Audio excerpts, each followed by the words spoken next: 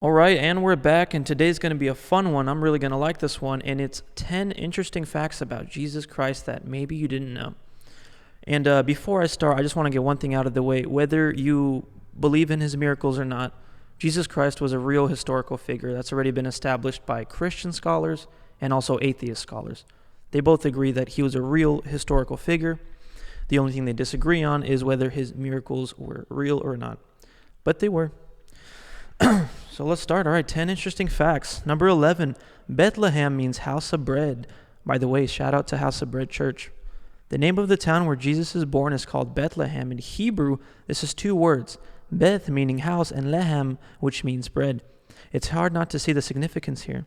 Not only did the prophet probably pronouncing it wrong, predict that the Messiah would be born in Bethlehem, but Jesus frequently referred to himself as the bread of life. John 6:35, 48 and 51. You can look it up yourself. Number 12, Jesus grew up as a carpenter. Joseph was known as a carpenter. Matthew 13:55. And Jesus must have learned the trade because he identified by the crowd in his hometown as a carpenter too. Mark 6:3. Isn't this the carpenter? Isn't this Mary's son, the brother of James, Joseph, Judas, and Simon? Aren't his sisters here with us? They took offense at him. All right, number 3. Jesus talked theology with the Pharisees as a child. Luke gives us our only view of Jesus in his adolescence. Joseph and Mary get separated from Jesus in return a caravan back from celebrating Passover in Jerusalem. When they figure out Jesus is missing, they rush back to the ancient city in panic. They don't find him for 3 days, Luke 2:4-6. And then they do find him. He's not scared or distraught like the typical child would be. What they discover is astounding. This is Luke 2:46-49. 2:46-49. After 3 days, they found him in the temple court sitting among the teachers, listening to them, asking them for questions. Everyone who heard him was amazed at his understanding and his answers.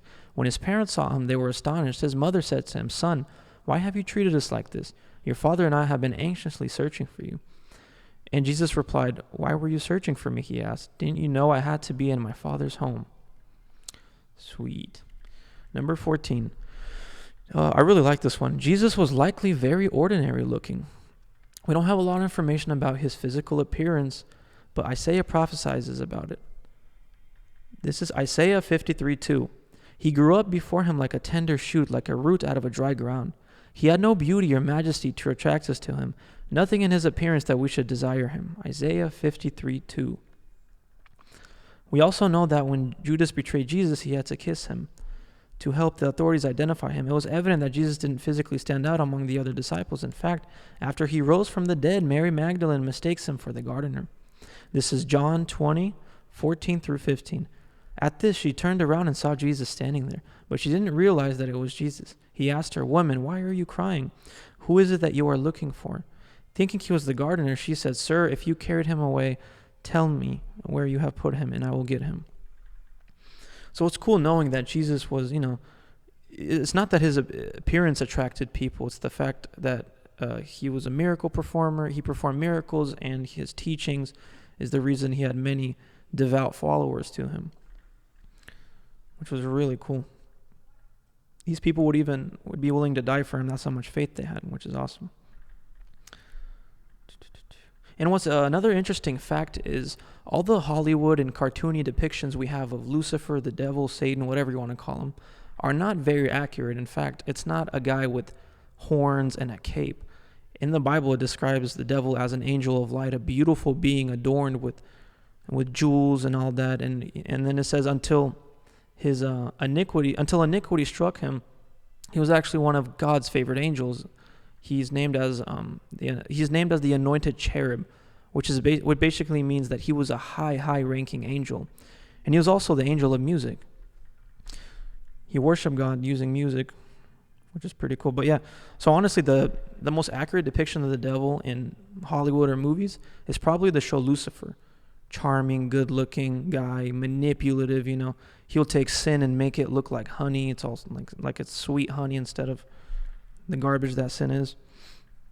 But yeah, so that's cool. Number 5, Jesus started his ministry when he was about 30 years old. Numbers 4:3 tells us that a man must be at least 30 years old to hold the office of priest. Interestingly, this is about age Jesus was when he kicked off his ministry. Now, Jesus himself was about 30 years old when he began his ministry. Luke 3:23. Number 6, Jesus' first miracle was in Cana. When Jesus turned water into wine at the wedding feast of Cana, he performed his first miracle. In the miraculous event, he demonstrated his supernatural control over physical elements. This miracle kicked off his public ministry. Number 17, Jesus actually spoke multiple languages. Aramaic was the primary language spoken by Jews in the first century Palestine, and like most Jews, he could have learned to study the Torah in Hebrew.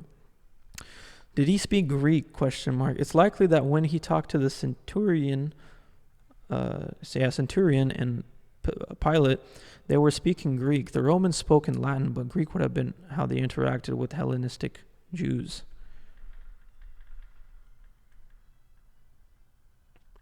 Number 18, Jesus needed solitude to pray and recharge. Jesus had a very public ministry. The gospel talks about Jesus going through villages, healing all of their diseases and sicknesses. He taught publicly, Matt 5-7. Frequently argued with Pharisees and Sadducees, Matt 7:1-23, and never turned down an invitation to someone's home, Luke 7:36. He built his ministry on a very deliberate practice of spending time in solitude and prayer. Number 19, Jesus was not a vegetarian. The diet in Palestine for observant Jews was fairly universal. The gospel all shows Jesus eating animal products. Like most other Jews did, he would have eaten a regular diet of fish and would have enjoyed lamb with his customary during Passover. That was number 9. And the last one, which is also one of my favorites, Jesus frequently showed emotion. Many modern representations of Jesus portrayed him as an emotionless Zen-like figure, but the Gospel's right gives us a glimpse of passionate Savior. Through the Gospel, we see Jesus flip over tables, which is that story, the flipping over tables. Let me find it, actually. One second. Jesus flipping over tables.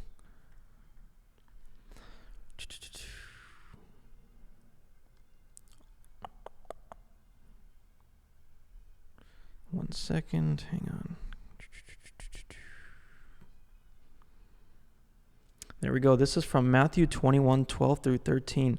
And Jesus went into the temple of God and cast out all them that sold and bought in the temple, and overthrew the table of the money chargers and the seats of them that sold doves. So he flipped the table. And said unto them, It is written, My house shall be called the house of prayer, but ye have made it a den of thieves.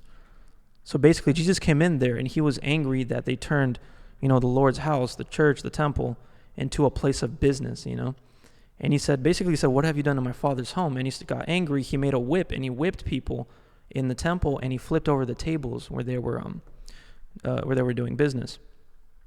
However, the difference between that kind of anger, that this is known as righteous anger, and sinful anger is the fact that righteous anger seeks to restore, while sinful anger seeks to destroy. So let me give you an example. Sinful anger is somebody does you wrong, right? And you want to do them wrong back. You want to make them suffer as well, just to make you feel good, And that destroys them, right? So sinful anger seeks to destroy. Or like, let's say there's a conflict. There's always shootings all around all the time. And let's say there was a conflict on the street. Two guys start going at it, start calling each other names. One guy gets really angry, pulls out a gun, kills the other guy. That's known as sinful anger because that destroys. But righteous anger is something like what Jesus did. He restored the temple back to what it is, not a place of business, but the Lord's house. So that is the difference between the anger. So yes, Jesus got angry, but it was a righteous anger. Jesus showed other emotions such as crying. In fact, the shortest verse in the Bible is John 11:35, which says Jesus wept. Other emotions that Jesus showed was compassion. So it's nice knowing that Jesus really understands us. God really understands us as humans because he can show all these emotions, and he's experienced all these emotions. He's experienced betrayal, sadness, grief, anger. He really knows us, on a deep level, which is really nice. But yeah, these are all the facts about Jesus Christ that maybe you didn't know. But yeah, thank you.